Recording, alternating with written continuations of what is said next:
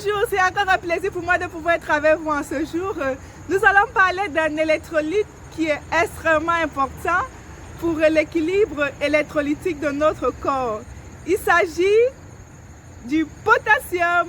Oui, on vous parle beaucoup du sodium, mais on oublie de vous parler du potassium.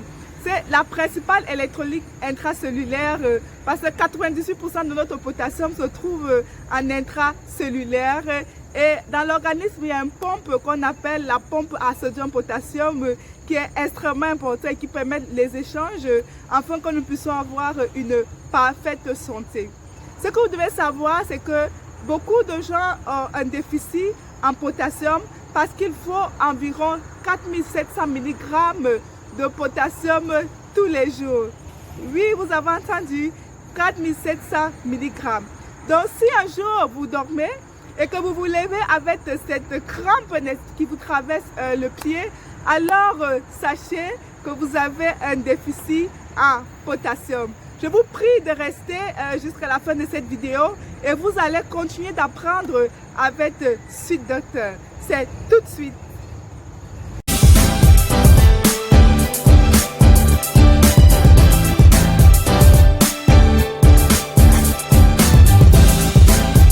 Oui, nous allons parler du potassium aujourd'hui. Pour ceux qui ne me connaissent pas, je suis le docteur Olivia Tchoupé, je suis médecin généraliste et j'ai fait mes études dans mon pays d'origine qui est le Cameroun. Et lorsque j'ai migré aux États-Unis, pendant que j'étudiais pour préparer mon résidanat, je me suis rendu compte de beaucoup de choses que j'ignorais au pays et j'ai bien voulu partager cela à travers cette chaîne YouTube. Si vous avez le désir de pouvoir vivre longtemps et en bonne santé, si vous avez le désir de pouvoir apprendre comment votre corps fonctionne, alors vous êtes sur la bonne chaîne. Je veux dire merci à ceux qui sont déjà abonnés à ma chaîne et pour ceux qui ne le sont pas encore, je vous invite à pouvoir aller tout juste en dessous, vous allez voir subscribe, le bouton s'abonner, vous cliquez dessus, vous allez voir apparaître une cloche et vous appuyez sur la que vous mettez toutes. Comme ça, vous serez les premiers à bénéficier de mes vidéos chaque fois que je publie, parce que je publie chaque lundi. Oui, le potassium, c'est l'électrolyte qui est à 98% intracellulaire et qui est très difficile de savoir lorsque vous avez un déficit par un prélèvement sanguin, parce que l'hypocalémie n'est que visible dans le sang lorsque le taux de potassium vraiment est extrêmement bas. Pourquoi? Parce que comme je dis, la plupart de notre potassium se trouve à l'intérieur des cellules. Normalement, il nous faut 4700 mg de potassium tous les jours. Et cela équivaut à 7 à 10 grosses mains de vegetables, c'est-à-dire de tout ce qui est légumes, n'est-ce pas, entre les mains. Donc vous devez compter environ 7 à 10 pour avoir la quantité requise de potassium par jour. On parle beaucoup de sodium, on parle de la consommation de sodium et nous sommes dans un monde où on consomme assez de sodium mais on oublie, n'est-ce pas, de consommer le potassium. Pourtant, c'est à tort parce que le potassium est extrêmement important, il a plusieurs rôles dans notre corps. Le bienfait dont je vais parler principalement, c'est au niveau du cœur. Le cœur est un muscle et sans le potassium, le cœur ne saurait bien fonctionner. Le cœur a besoin du potassium pour être bien contracté parce que le cœur joue un rôle de pompe. Le cœur permet de distribuer les nutriments aux organes et pour cela, il a besoin d'avoir une très bonne contraction et cela se fait grâce au potassium. Le potassium joue un rôle dans la flexibilité de nos artères, ce qui est important pour éviter la survenue des AVC. Et il y a beaucoup ici parfois qui se lèvent le matin et qui ont des crampes. Sachez que si vous avez ces crampes, ça veut dire que vous avez un déficit en potassium. Donc le potassium va aussi permettre à votre cerveau de bien fonctionner. Donc, si vous avez un déficit en potassium, vous aurez des problèmes de concentration. Et le potassium aussi joue un rôle important dans la transmission au niveau de nos nerfs.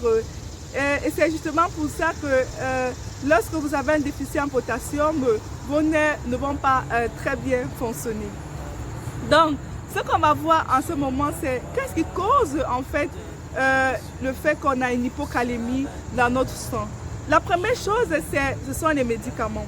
Ici, par exemple, aux États-Unis, en première intention, lorsque vous êtes hypertendu, on vous met sur ce qu'on appelle les diurétiques thiazidiques, tels que l'hydrochlorothiazide, pour pouvoir baisser votre tension artérielle.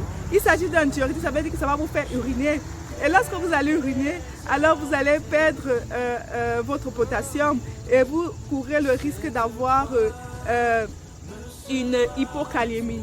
Il y a aussi le diabète en elle-même parce que le diabète entraîne les urinations fréquentes et lorsque vous allez uriner fréquemment, vous allez perdre vos électrolytes dans le potassium. Il y a aussi l'insuline. Ceux qui sont diabétiques et qui prennent aussi l'insuline auront un problème avec leur potassium. Ils courent le risque d'avoir une hypocalémie. On a aussi les gens qui font des diarrhées chroniques auront les risques d'avoir une hypocalémie. Des gens qui ont des vomissements en grande quantité auront aussi des risques d'avoir une hypocalémie. Ou des gens qui utilisent les laxatifs de façon abusive, vous courez le risque d'avoir une hypocalémie. Donc, et autre situation qui entraîne une hypocalémie, c'est l'alimentation, comme j'ai dit tantôt, parce qu'il nous faut environ 4700 mg de potassium tous les jours. Comme vous l'avez entendu, il y a beaucoup qui ne s'alimentent pas en potassium. Les gens vont se dire la banane, mais je vous assure, pour avoir les 4700 mg là, il faut vous consommer environ 10 à 12 bananes, grosses bananes, pour pouvoir avoir cette quantité, parce que la banane est de loin le fruit le plus riche en potassium. Je parlerai de ça dans ma prochaine vidéo. On verra quels sont les aliments qui sont riches en potassium que vous pourrez consommer dans ma prochaine vidéo. Et maintenant, quelles sont les conséquences liées à une hypocalémie? La principale conséquence que vous aurez si vous avez une hypocalémie, vous aurez des troubles du rythme cardiaque. Parce que je dis que le potassium est très important pour la contraction de votre cœur. Donc si vous avez un déficit en potassium, alors vous aurez les troubles du rythme cardiaque, tels que les arythmies, les fibrillations atriales. Vous serez sujet à la constipation et vous serez sujet à ces crampes-là qui sont assez désagréables et que je ne vous souhaite pas. Et vous aurez les difficultés à pouvoir vous concentrer et vous aurez une fatigue musculaire. Donc, il est très important de pouvoir avoir une quantité normale de potassium. Et ce que vous devez savoir, c'est qu'on parle d'hypocalémie lorsqu'on vous fait un prélèvement et que votre potassium est inférieur à 3,5 millimoles par litre. Là, on va dire que vous avez une hypocalémie.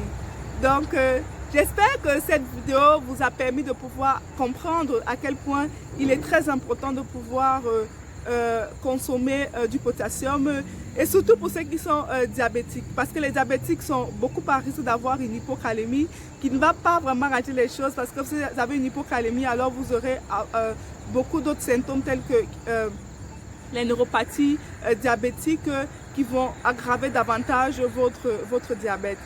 Donc, il est très important de pouvoir avoir cette information parce qu'il y a beaucoup qui ne savent pas, qui ne réalisent pas que dans leur alimentation, ils ne mangent pas des éléments dont il faut. Donc, en restant abonné à ma chaîne YouTube, vous allez apprendre beaucoup de choses, n'est-ce pas, pour votre santé. Et grâce à moi, vous ne serez plus ignorant. Parce que Dieu dit dans sa parole, mon peuple périt faute de connaissances. Je suis là pour partager mon savoir et c'est gratuit.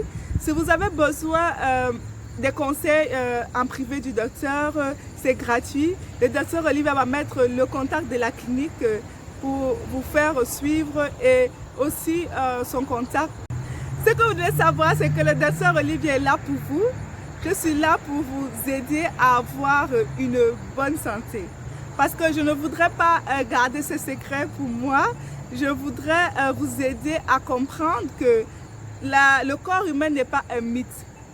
Si vous comprenez comment votre corps fonctionne, alors vous aurez une meilleure santé. Donc, je suis ouverte et je suis disponible pour vous.